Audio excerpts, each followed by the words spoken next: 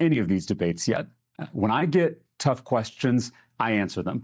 When Ken Paxton gets tough questions, he runs away, literally runs away from reporters, from voters, from anyone asking hard questions.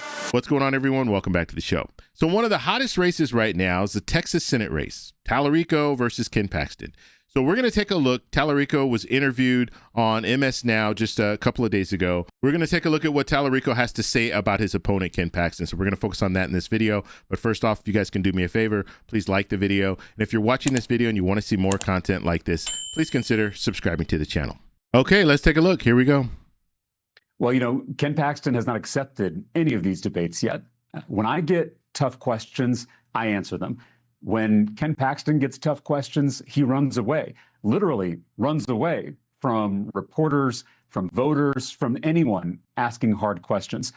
If you've given an Epstein-style sweetheart deal to an admitted child predator, you should have to answer the public's questions. If you were reported to the FBI for bribery by your own staff, you should have to answer the public's questions.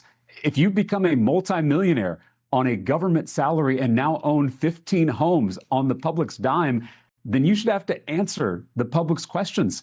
I get it. If I had Ken Paxton's record of corruption, I wouldn't want to answer these questions either. But he's asking for your vote. He is asking for your trust.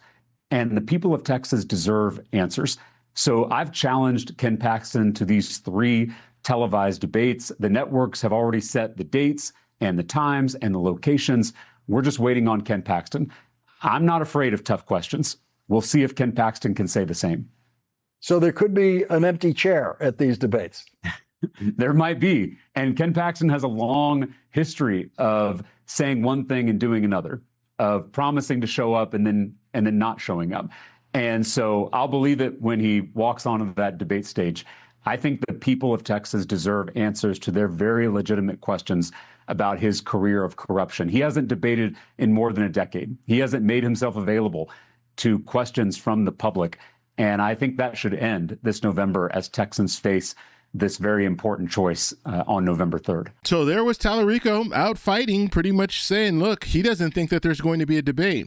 And even when this was announced, you had Talarico, and just remember, Talarico was the one that was out there spearheading this, saying, look, I want to have a debate. And then Ken Paxton's camp said, okay, we will agree to a debate, but they didn't set a date. And that's what's very important.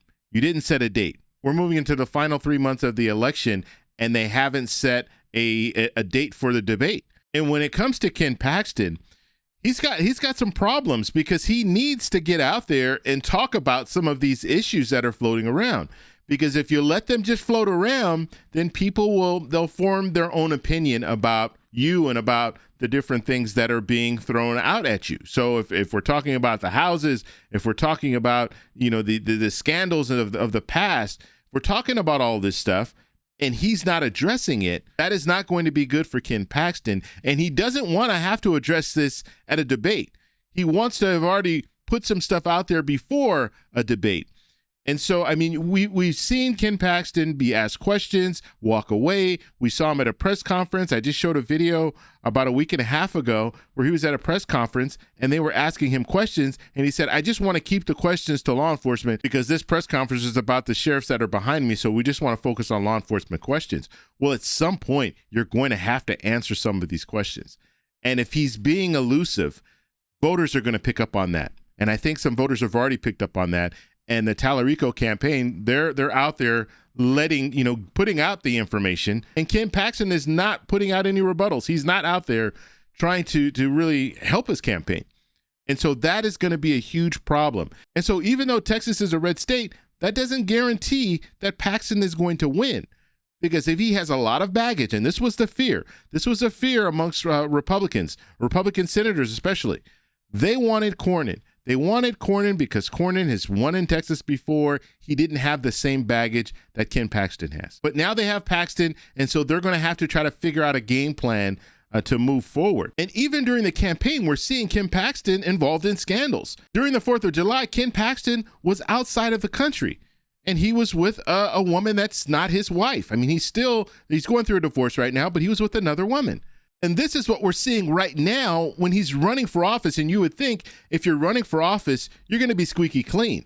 You're going to make sure during the 4th of July, you're going to be in the U.S. celebrating the 250th anniversary. All this stuff that's happening right now, you're going to want to show patriotism and be in the U.S., but you're outside of the country. And then when you're outside of the country and you're spotted, you kind of try to, walk away and act like nothing's going on. And so all of this stuff looks really bad for Ken Paxton. And so I don't know who's running his campaign. I don't know how what their plan is moving forward, but it just doesn't look good. This is not an automatic for Ken Paxton to win. And maybe that's what they're thinking. His campaign is thinking, this is automatic. Texas is a red state. We saw what happened with Beto O'Rourke and all that. So we really don't have any worries right now. We're just going through the motions, and Ken Paxton, we know he's going to win. So I want to make a quick pitch here. If you guys are liking the content on my channel, make sure you go over and join my Substack. It's free. And on my Substack, you're going to get articles that are based on some of the videos that I've posted, as well as every video that I post on YouTube, I also post it on Substack, and Substack will send you an email notification so you'll never miss any of my videos. Link is in the description. And I just want to remind you some of the latest polling that's coming out of Texas. So if we look at the Texas Public Opinion Research poll, and this was posted on 7/28/2026, you have 1,048 likely voters. You have the margin of error is plus or minus 3.4%. You have Talarico at 45%. You have Ken Paxton at 40%. You have other at 15%. And then if we look at the poll right below that, H2 Insights, this was posted on 6/30/2026, 618 likely voters, margin of error plus or minus 5.3%. You have Talarico at 48%. You have Ken Paxton at 46%. You have other at 6%. And then you go down and you look at the next poll. You have a tie. You look at the poll before that, and this is very, very close. 42 for Talarico, 43 for Paxton. Paxton had the lead there. Then you have the next poll, 47 for Talarico, 44 for Ken Paxton. And so we're looking at these polls, and some of these polls, we have to admit, some of these polls do fall within the margin of error. Actually looking at them, all of these polls fall within the margin of error, the ones that I just talked about. So there's no clear leader, but you do see patterns here. And you see the pattern, the overall pattern is showing we have more blue than we have red. And so what that's showing us is that Talarico is either ahead or tied in more of the polls than Paxton is ahead or tied. And so that's another reason why I think this race is very interesting, because Democrats actually see that they could win in Texas. And the fact that they're seeing that they have a chance to win in Texas is really energizing the voters in Texas, the Democratic voters in Texas. So we're going to have to see how it plays out. But I want to know what you guys think. Do you think we're going to see a debate? That's the first question that I want you to answer. And then also, what do you think overall as far as this race? Do you think that Talarico will win? Do you think that Ken Paxton will win? And why? Let me know in the comments below. If you like this video, please give me a thumbs up. Please subscribe for more. And remember, stay informed, stay engaged, and I'll talk to you in the next one. Bye. So that's all we have for this video. Make sure if you guys want to send me an email, you can do that, david@thetecshow.com. Like the video, subscribe for more, and check out these videos over here for some more great content. Talk to you later. Bye.